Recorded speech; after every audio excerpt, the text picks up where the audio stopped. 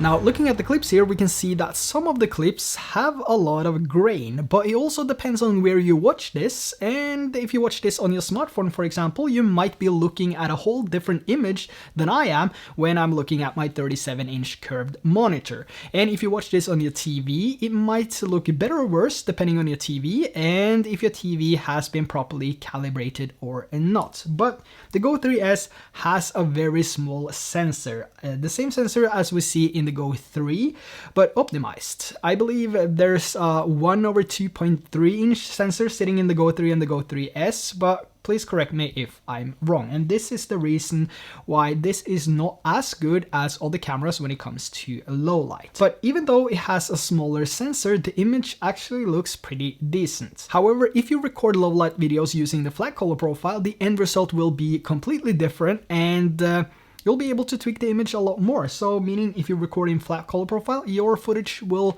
look better after you have done the tweaks in post-production. Even though the standard color profile coming from this mixed with either low or medium sharpness looks good in most scenarios on a bright sunny day, in low light it seems to be more oversaturated, too sharp, and have more grain in certain parts of the image. I'm not sure if it will happen to all your clips, but I've seen this in at least 50% of the clips I've shot using the standard and the vivid color profile in low light. Now, the previous low light sequence you just saw, let's take a look at the same sequence one more time, but this time I'll add a side-by-side comparison so you can see the difference between the raw clips coming from this camera and the final result after some adjustments. Let's have a look.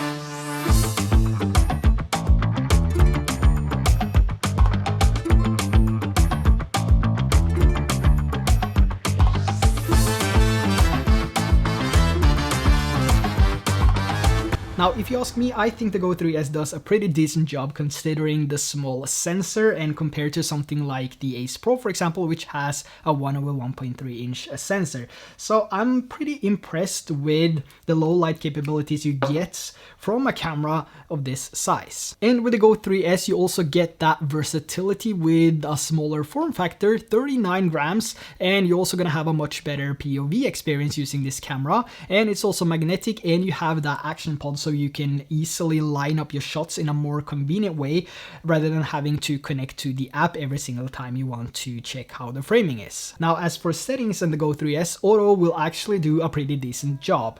It's the additional correction in post which adds the biggest differences in my opinion. And this is something everyone can do with either a free or paid editing software, and none of these action cameras basically from DJI, GoPro or Insta360 looks amazing in low light straight out of the camera. So additional adjustments in post is necessary in order to get the best possible image quality from these cameras, if you ask me. But using manual settings will make the process easier, and sometimes the footage looks more than good enough straight out of the camera with the proper settings for something like social media, Instagram, TikTok, or for YouTube Shorts. And the manual settings I've been using on the Go 3S is a shutter speed at 1/100 or 1/120, the flat color profile, ISO is set to 800 max, sharpness is always set to low because I like to do the sharpness in post, and the auto white balance. For daytime, I always use 5500 Kelvin, but for low light, I find auto to do a pretty decent job actually, and if the scene is changing, I don't have to worry about that because the auto white balance will fix that for me. And since I record everything in the flat color profile, I have to do all the changes in post, like color correction and grading. And for low light, most of the correction is basically highlights and shadows, sometimes midtones, and when it comes to colors, it's basically adding more saturation to the midtones and shadows. And that's basically everything I do with the Go 3S in post. But we also have this jitter blur reduction, which helps a lot actually to remove minor shakes and jitters in your image. And this feature is quite useful when you're walking around with the Go 3S mounted on the pendant, or if you use it handheld. But at the end, we all have different preferences, so what a camera should be like, different needs. So it's not said that the Go 3S is the camera for you. Maybe the Ace Pro or the Action 4 is a better option for you. Maybe the X4 is the best for you because it records everything and you don't have to think about anything. But as the world's smallest, most versatile magnetic 4K action camera, I think it does a pretty good job in low light. So let me know your thoughts on the low light clips in the comments below. And that's everything for today's video. I really hope that you enjoyed it, and if you did, and if you found this low light test helpful, make sure to drop a like so this video can reach more people that also wants to know the capabilities of the Go 3S in low light. And if you want to see more videos like this, make sure to hit that subscribe button and turn on that notification bell. And until next time, take care, bye bye.